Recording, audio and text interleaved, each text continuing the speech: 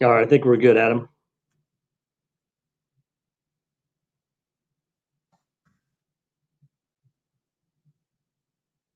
Going now? Yep, we're good. Okay. All right. Welcome, everyone. I'm here. I'm Adam Miller, and I'm here with our celebrity broadcaster, Jim Fitzsimmons. I feel like he's on all of these messages to our employees here, and it's November 5th of 2020. So our plan is to touch on a few topics, and then try to hit on any questions we may have from the listeners here. So one thing I want to touch on first is, we are excited. About 2 weeks ago, we announced our earnings for the third quarter. We had very strong productivity and improved rates that led to some top line revenue growth. It's been a few quarters since we've seen that, so we are excited to see that we were growing our business. And we converted a lot of that revenue growth to much better earnings on a year-over-year basis, as well as much better earnings than the analysts in our space really expected. And so we are excited to see those results. Quite honestly, this was all made possible by all of our employees across our business. I want to say particular thanks to all of our drivers who are out there working really hard, delivering freight for our customers, supporting our economy. We have our shop employees who are working diligently to get our trucks in and out of our shops to ensure that they're safe and ready to run for our drivers. And then our non-drivers who are working closely to make sure we're putting together plans to make our drivers successful and to make sure we're communicating very effectively with our customers. So a great effort across the board, and very excited for the results of the third quarter, but also look forward to what those results may look like in the fourth quarter, and then certainly into 2021. Another item I want to hit on, there's been a lot of interest on this, is what we're doing in the cab. And so we're really focused on modernizing the devices that we have in our cab. Many of you have an in-cab communication device, maybe from Omnitrax, that probably looks a little dated based on where technology has come over the last several years. And so we're testing many different devices in our trucks today that we believe will provide you a much better experience in your truck. Most likely it'll be tablet based. The idea is it creates much more dynamic directions, improved workflow, and really help you plan your day. We've got about 50 of them in our trucks today, and we're working out a lot of the kinks. We're trying to figure out how to make sure it integrates to the back end of our systems, that the drivers are having a very good experience for those that are using the devices, and good communication back and forth. So once we feel comfortable that we have the right tablet, that it's working effectively, we expect to have a very rapid release to the rest of our fleet. We'll try to be as aggressive as possible, and I know those that have heard some news about it are very excited about what that could look like, and we are as well, and we want to make sure we do it the right way. But once we're ready to go, we'll be launching that quickly throughout the fleet. I want to talk a little bit about just where the markets are today. It feels like every day we come in is the busiest day of freight we've ever seen. There's just a ton of opportunity out there. Our customers have very lean inventories, and so they're looking to get as much freight on the shelves as possible ahead of the holiday season that's just rapidly approaching. And so it's a good opportunity to stay productive, get out, run some miles, generate a great paycheck, and be able to save up for the holidays. We're also excited that we've now extended our productivity bonus. And so for the over-the-road fleet, there's been this productivity bonus that's been in place for the last several months. It was scheduled to end, I think, mid-November. We're now extending that to January 31st. So once again, we're going to have plenty of freight opportunities. So this is a great time to earn a little bit stronger of a paycheck over the next couple of months while we have plenty of freight to go around. So make sure you're planning with your driver leader and terminal manager to figure out how you can get out there and take advantage of this freight market. We've also recently announced a dedicated year-end bonus for our 5,000 dedicated drivers. So I know we certainly appreciate all the hard work our dedicated drivers do for our customers, and they really drive improved results to the business, and we're excited to be able to do something for them as well at the end of the year.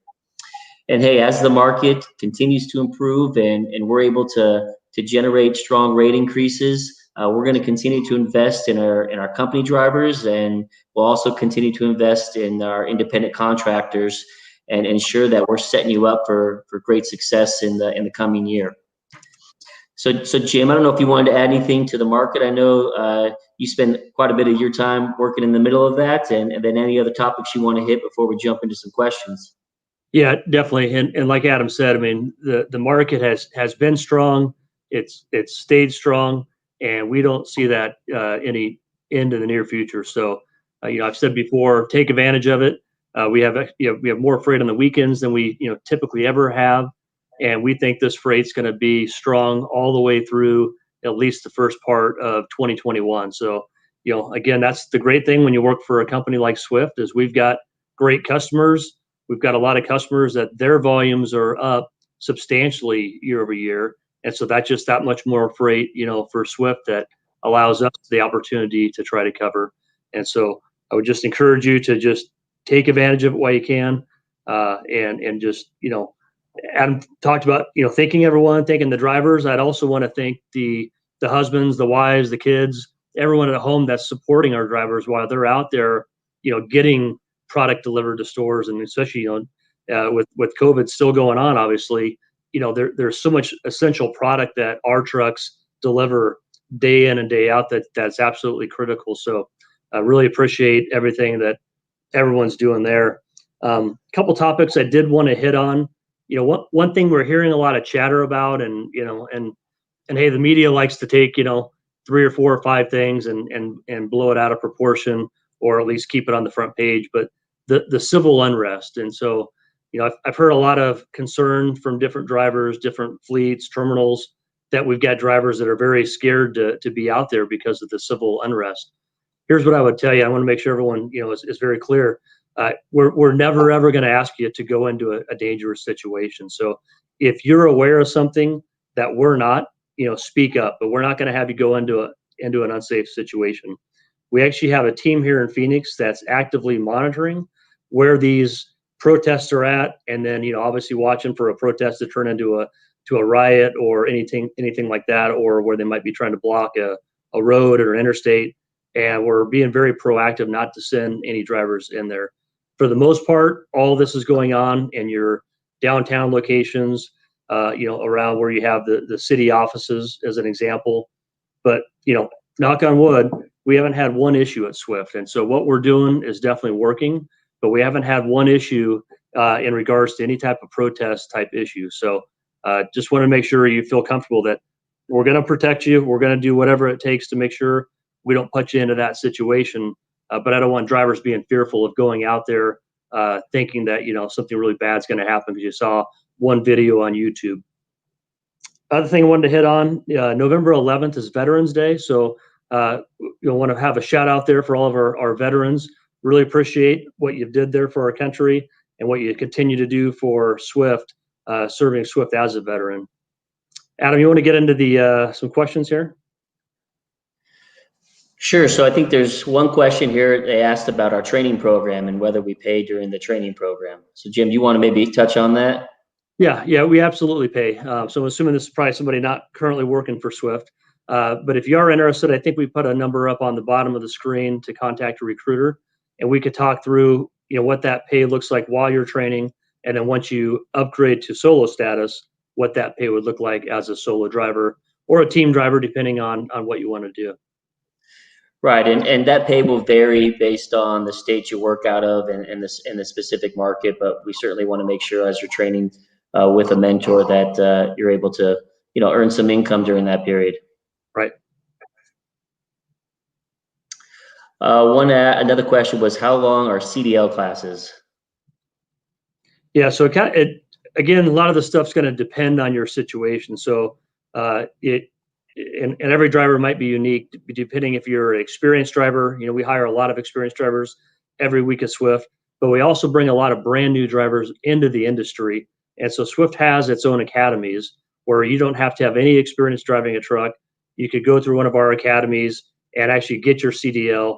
And then once you got your CDL, you go out with what we call a mentor. A mentor is going to teach you how actually drive the truck out on the road. That's typically about a 4 to 6 week process, and then you'll be out on your own driving a truck. Yeah, so it's not a very long period of time before you're out there being a solo driver, earning a good wage. Definitely. And there's a question on what states you're hiring out of. I think it'd be more of a question of which states aren't we hiring out of. I mean, we've got demands really across our network, and so hey, if you call the number at the bottom of the screen, I'm sure we'll find a location that works for you. We have terminals across the nation, from up in the Northeast down to the Southwest and the Northwest and Southeast. So I mean, we cover the map. So if you have a desire to work at Swift, we're certain we can find an opportunity for you. Yeah, definitely. That's one thing, kind of unique about Swift is we've got 30 terminals and we've got hundreds more on-site locations all across the U.S. And so even though we might be the nation's largest trucker, we break that down where when you're working for Swift, it feels like you're working for a small company with 100 to 200 trucks, because that's how we try to manage the business. It gives us a much better opportunity to get to know our drivers and have that individual relationship one-on-one, where say if you live in Albuquerque, New Mexico, you'll be assigned to the Albuquerque terminal, and Albuquerque has the support of the Phoenix Swift corporate office, but Albuquerque's running their own show. It's almost like if you were working for a 125 truck fleet, out of New Mexico. Yeah, we want you to feel supported by working for the largest trucking company in the industry, with a strong balance sheet, financially strong, but still have that same connection like you're working for a small company. And that's very unique in our industry. There's a lot of companies out there that centralize all of their functions, and you may not get through the headquarters, but maybe once or twice a year. Our approach is we want you to have a personal relationship with your driver leader, with the terminal leader there. We want you to exchange cell phone numbers and be in constant contact, and hopefully really develop a strong relationship. And that's just a big initiative that we have. While some others in our space are more focused on how do I just make this very transactional, we want it to be a real relationship. Yeah, and I would say, I've been at Swift 27 years. I'll tell you, it hasn't always been like that at Swift, but that's been the focus for the last 3 years, and we continue to ramp that intensity up and that focus of, just building relationships with each and every driver that we have. So we got another question, Jim, about posting the different jobs that we offer on a site that our drivers can view them and understand what's available in the market.